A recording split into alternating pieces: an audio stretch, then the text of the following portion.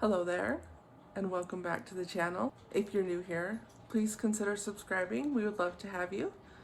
And this morning I am going to bring you along as we make German pancakes, is what my dad always used to call them.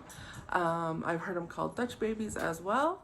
There's only 4 ingredients for the pancake themselves, and then I'm also going to show you how to make some maple butter. Again, that's what my dad would always make with them to put on top. But also, I actually really like putting some apple butter on top, and either way works.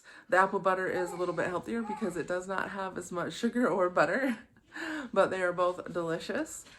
And I'm gonna make it in a cake pan, just because that's how my dad always used to do it. But we have done it before in cast iron skillets, and that works good too. But the cake pan is just how we've always done it, and so that's how I continue to do it. And this is just a great recipe, especially now as we have went past the winter solstice. The chickens are starting to lay a lot again, and so we have a lot of eggs. Now this recipe does call for 8 eggs. You can use only 6 eggs if you would like, but 8 eggs does just kick it up a notch. But my family has always used 8 eggs, and that's the way that we like it.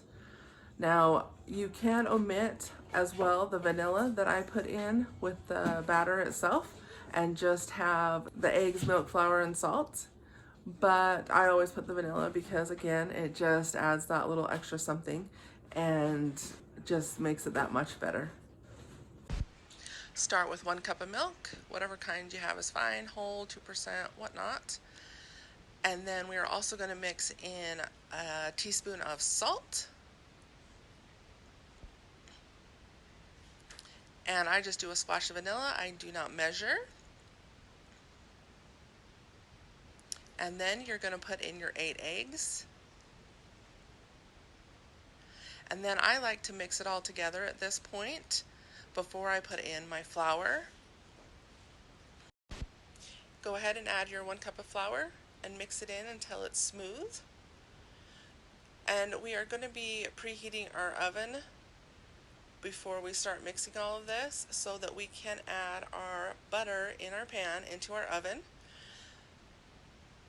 and let it come to a sizzle. And it's 1/4 cup of butter, and just put that right in your pan, whether it be a skillet or, as I'm doing, a cake pan. Put it in your preheated oven, and then we're going to go ahead and let it start to sizzle. Keep an eye on it, it will burn. And then you're going to go ahead and pour your batter in after you've given it another quick whisk. And then we're going to go ahead and put this in the oven for 20 minutes. While this is baking, we're going to go ahead and make that maple butter. Start with 2 cups of powdered sugar. And then I like the maple flavor, so I did 2 teaspoons of the maple flavor. But if you're wanting more of a subtle flavor, you can just do 1 teaspoon. And then you're going to go ahead and put in some softened butter as well, and we just do 1 stick of butter in there. And then we're going to go ahead and use a hand mixer, and we are just going to mix this until it becomes a whipped frosting texture. And if you need to, as I did here, you can add a little bit of milk if it's a little too dry. And as you can see, it's starting to come together here, and it just comes into a nice and smooth topping. And that is ready to go on top of the pancakes. And after 20 minutes, our pancakes are done, and you can see they puff right up and are so fun. The kids love it. They will shrink down a little bit as they cool, which is fine. And just cut them up, and then, as I said, you can do the maple butter or you can do some apple butter. I've also done pumpkin butter on there, and it's really good. My husband likes just sprinkling some cinnamon sugar on top. I hope you'll give these a try. They are delicious, and as I said, quite easy.